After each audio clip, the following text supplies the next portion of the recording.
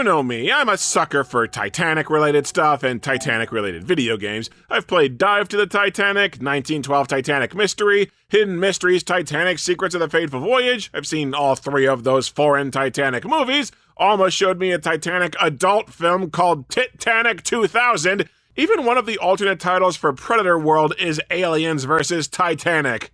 Never watched James Cameron's Titanic, though. My heart will not go on. So when I saw Titanic Survival Simulator on the PlayStation Store, of course I had to get it, even knowing that it's probably pure crap. But at least the game starts us out with a tutorial. This game's look sensitivity is off the freaking charts to where you whirl around the room with every slight flick of the right stick, and you can't turn it down in the options. Apparently, in addition to simulating Titanic survival, we are also simulating a severe inner ear infection. Look at this! I'm trying to pick up the food item, and the cursor keeps flying right past it. The cursor's so tiny that you need to bullseye an item to pick it up. I'm sure that's not gonna get annoying. Well, the tutorial's pretty simple. You have an inventory of items that you manage with the face buttons, L1 crouches and R1 jumps, neither will ever be used, and you use the trigger buttons to pick up objects like chairs and, well, mostly just chairs. Except when you pick up an object, it just kind of floats out multiple feet ahead of you. It barely moves when you try to position it, and moving objects uses a hell of a lot of stamina, even though it's just a simple chair that anybody could fling clear across the room. It's like if you spontaneously discovered you had psychic powers, and your first attempt at using them was while you were shit-faced drunk. You can levitate larger objects as well, if the game will register you pushing both triggers, and it seems to run a bit more smoothly, but again, it burns through stamina so quickly that it's practically useless when the time comes. And that's about all there is to it, apart from the fact that playing the tutorial screws you during the main game. The tutorial doesn't end until you use and utterly waste one of the food items, which you'll need to hoard as much as possible, but we'll get to that later. And is it just me, or does the game world seem a little insanely dark? There are barely any lit lights on the whole damn ship, even in common areas and dining rooms. I can only assume it's on purpose to cover up the lousy graphics, and I'm not going to nitpick the accuracy of the environment or the layout. When it comes to slop games like this, I just kind of assume on sight that they're pre-made assets. In this case, the vaguely Titanic-themed rooms if the Titanic never paid its electric bills back. Welcome aboard! You've found yourself on the Titanic. You know, as one does. You're on your own now. The ship is sinking, and every second counts. Anybody else notice that both usages of the word "the" are written in a different font and have a splatter of color like they were blotting out a different word? The hell is that about? Alright, you get a bit of a grace period to run around and collect some starting items before you have to go 2 floors down and grab a lamp and discover that the ship is taking on water. Why wouldn't you just go up the stairs and escape the Titanic by beelining for the lifeboats? Because invisible walls! From there, you have to complete a series of objectives listed in the upper left corner. Only the directions are frustratingly vague. First thing you're told to do is to find your cabin at the front of the ship, only you have no idea which end of the ship is the front, nor do you have the foggiest idea of which cabin is yours. And you can't exactly search for your cabin at your leisure because it's on deck F, which is the first deck to flood, and the freezing water kills you. Not only does it kill you, but it blots out your vision Call of Duty style to where you can't see a damn thing, and it kills you more. And then once I make it to the front of the ship, I get another objective telling me to go to the dining room and open a drawer, as if I have any idea where that is or what it's talking about. I find a combination, open a lock, and get a flare gun, but then the game tells me I need to seal a hole in the wall, except none of my items will work, and I don't have the foggiest idea where to even start looking for something to plug this. I just leave, and then it tells me I need a lockpick to save some trapped passengers, but I still have to find my cabin, even though there aren't any other rooms on this floor. What is going on? The game just keeps hucking vague objectives at me, and I have to just blindly guess where to go and what I'm looking for. On a time limit! With no checkpoints! I think the game is structured to be as deliberately confusing as possible, jerking you around with vague directions to go find crap with no idea where it is. And every time this water kills you, the game boots you back to the start of the game, so you better get really used to these opening corridors. I mean, it works out. I got so used to the starting areas that I could play them without needing the lamp, which is good because the lamp runs out of fuel after 3 minutes. And if it's dark and the screen clouds up due to taking damage on the floors you're explicitly told to explore, the game gets unplayable really fast. It's no wonder the Titanic sank if everything aboard was this cheap shit. It took a few runs at the game to start gradually piecing together what to do and where to go. In the front of the ship are 2 staircases down to F level that don't connect. The first one leads to the dining room where you can find a flare gun, and the lockpick and a locked door are right next to the first of the staircases that you hit. You perform the lockpicking minigame by playing hot and cold to find the one spot where the lockpick works, and your reward for freeing the trapped people is nothing. You take the furthest staircase down, your room is the first on the left, and you grab a jacket, which temporarily prevents you from taking damage from the cold water. And when I say temporarily, I mean that it lasts for 90 seconds on a timer that ticks down whether you're in the water or not. They couldn't code the timer right, and so your clothes just disintegrate almost immediately on their own. But then when you try to leave F-Deck and get back to a floor that won't kill you, a freshly spawned invisible wall blocks you from leaving. Because now you're told to go rescue some trapped people, which involves going on the right hallway and running into some steam that kills you instantly. Because you're supposed to work a valve on the right to shut off the steam, get a key, and free some trapped people, and now the game will let you leave. Are you getting confused yet?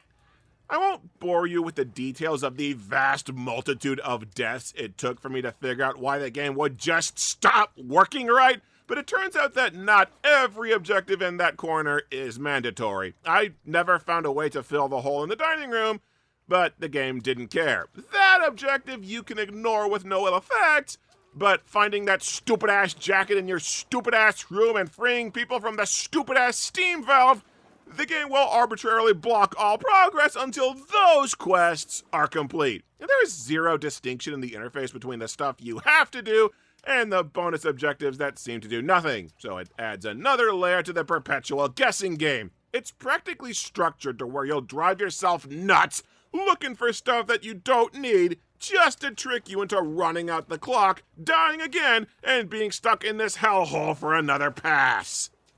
The grand staircase leading to the upper floor suddenly gets clogged up with garbage, so you need to find an axe. It's in one of the cabins. There are dozens of cabin doors, and you have no idea which one's open. So it took at least one further mulligan death to find the damn thing, tucked away in a corner, blending into the cabinet textures, stashed in pitch darkness. But now I've got the axe. It's time to bash my way through the debris blocking up the staircase. Oh, this is bad. I'm out of stamina. As if the constant trial and error of trying to figure out where in the hell your objectives are hidden wasn't bad enough, the game has one more mechanic that becomes a massive problem. The stamina bar. To progress any further into the game, you need to use the axe to smash through several items. It takes 4 to 5 axe swings apiece to break a single piece of furniture, and there are about a dozen pieces between you and your next objective. And every single individual axe swing, even if you miss, takes a big bite out of your stamina meter.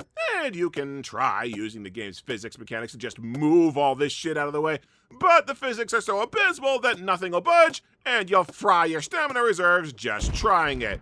I found that if you don't reach this point with a bare minimum of 3 food items, you're basically stuck, which means you either need to sweep clean the dining room where you start the game, or you need to waste even more endless time searching every cabin you can find to plunder food. And what's worse is that an objective pops up telling you that you need to bust down the door to the dining room to rescue some people. Yeah, if you attempt that objective, you can kiss that run goodbye. You won't have enough stamina to finish the game. I don't even think the game gives you an achievement for rescuing those people. It's an objective that's a complete trap. Another big problem to this whole roadblock is the inventory. You have 8 slots, which will quickly be filled by the lamp, the flare gun, the flare cartridge, and the axe, to say nothing of lockpicks or keys. So you've got maybe 2 or 3 slots at best for game-critical food, lamp oil to see what you're doing, or med kits if you get caught in the water for too long. It's a freaking mess. But Jado, you say, that timer says you've still got more than half an hour before the game ends. Surely you have enough time to just sit and recharge your stamina to clear this staircase, right? No, because that timer is wrong. You see, while the timer tells you that you have 40 minutes to complete the game and escape, the water level keeps rising in real time to where you need to haul ass through objectives before important hallways get flooded. And even if you're practiced at the game and can blaze through the opening obstacles with your eyes closed, the water level rises faster to keep up with your progress. Basically, that timer doesn't mean jack shit, and you need to scrounge up as many stamina items as you can to punch through this stupid-ass literal roadblock between you and the rest of the game. So after several tries, I got to this point with enough food to smash through the whole staircase. I made it to Deck C, and now I need to find an access card to open the room with the radio key. Wait, access card? What the hell good's an access card going to do in the Titanic? What? They put an electronic key card lock on a door aboard the frickin' Titanic! As in, the ship that sailed and sank in 1912, decades before this crap was invented! What were they thinking? Oh, it gets better. There's a door that leads to a secret room with an extra flare gun, because there are like 3 around the entire ship, and that room's locked by an electronic keypad. Tech that did not exist until about 50 years after the Titanic's construction. Like, this being a simulator was shot down from the word go by the lack of lighting or other people aboard the ship, but you're not even trying at this point. Anyway, I spent like an hour looking for this damn key card until the water killed me and I'd have to replay the game to get back and keep looking. You want to know where it was? The floor. About 2 feet to the left of the card lock. Dick! I think I was too stressed and agitated to notice while I was playing, but going through my footage, I realized this game's screen tears like a bitch. Look at this crap I ran into on the top floor, where there are like 5 fissures in the graphics just running down the screen. I've never seen a game struggle to live like that. And now I appear to be in the middle of an earthquake from my character shaking like he's piss drunk with Tourette's. How is a game this simple, running on a PlayStation 5, still so blisteringly unstable? Alright, finally got the key. What's next? Have to smash through more furniture to get to Deck A. And then, to advance the game, you have to smash open a door to free more NPCs. Like, enough of the action having to wait for stamina, for Pete's sake. This entire game is just fetch quests and smashing shit. Also, one of the people in this cutscene is not moving. I guess a life coded into Titanic Survival Simulator is not a life worth living. Next, you're told to find the crew cabin, again with no idea what you're looking for among countless identical doors and with death, water, and hot pursuit. I looked it up because damned if I'm starting the game over again to work back to this point. You just go to the top floor, enter the left hallway, it takes you to the bridge. Oh, and you remember that room on Deck A where you saved a bunch of people and had pretty much no reason to go inside and look around? Yeah, there's a key in that room, and you can't win the game without it. And the only time the game brings up this key is long after you've passed it up, when you're on the bridge, and suddenly the game goes, oh, by the way, go back to that lounge that's probably flooded by now, you jackass! You fix a circuit, push the SOS, wander around looking for an anonymous platform to release the lifeboats, grab the lifeboat, and then you marvel at the single worst skybox I think I've ever seen. Like, the sky and the water both just cut off, and most of your view is a blatantly unfinished black void. The game couldn't even handle putting up a picture for the background correctly. And finally, you fire a flare gun up into the air to signal for rescue, and if you didn't find a flare gun, then you just die instantly at the finish line. Yeah, the game doesn't warn you that you need a flare until you've tried ending the game without one, as one final spite move to extend the game a little longer. Why do I need a flare gun to signal for help when there should be dozens of other lifeboats that I can just hang by for rescue? I'm starting to think this wasn't even a Titanic game until they slapped the name on it to sell copies. But I've finally done it. I've escaped the sinking of the Titanic.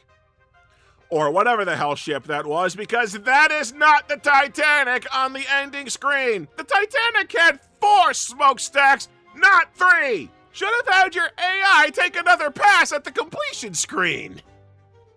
Yeah, on that note, Titanic Survival Simulator is kinda quasi-infamous online. It had a trailer showing a superbly detailed recreation of the Titanic's voyage from boarding to sailing to the crash to escape, with loads of intricately detailed rooms, tons of NPCs, beautiful water graphics. It looked amazing. Or at least it would have if it weren't blatantly obvious that the entire trailer was generated with AI. The game is presently trying to get onto Steam Early Access with a new trailer that looks like proper pre-rendered footage, but still doesn't even slightly line up with the store page's screenshots from the actual game. And the Steam page admits the game uses AI for its art assets. The artwork on the game's title, menu, death, and completion screens, probably AI. AI probably wrote the hint on the game's load screen that you need to find blueprints that don't exist. AI probably wrote the opening text that a person had to go back and fix with the wrong font that sticks out like a sore thumb, and judging by the botched objectives and utterly useless grabbing mechanics, I'm guessing they tried to code the game with AI as well. It would also explain why the fonts for objectives are inconsistent, why so many objectives are strictly optional without any indication, why said optional objectives do absolutely nothing, why I kept getting stuck on empty air, why there are anachronistic details everywhere, and why the game plays like a busted asset flip. The game is a scam! A scam sold on AI-generated lies that Sony let onto their platform without a second thought. Because Sony doesn't care, nobody cares. Nobody except for the players who wind up paying for this shit.